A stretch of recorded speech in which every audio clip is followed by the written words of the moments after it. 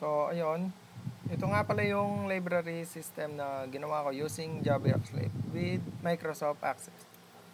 So, ito yon. Nag-input na ako ng isa. So, try pa natin mag-input ng isa pa. So, yun. Add book. Then, Twilight. Author. Mayor. Year publish. Sabihin na. Quantity. 21. Add book. So, as you can see, nandito siya. So, di pa siya nag-reflect dito. So, i-refresh natin. Di pa na siya. So, ito, buksan natin ulit. So, ayun. As you can see, nag-reflect siya dito. So, try naman natin yung delete button. So, delete natin to. Yes. So, okay.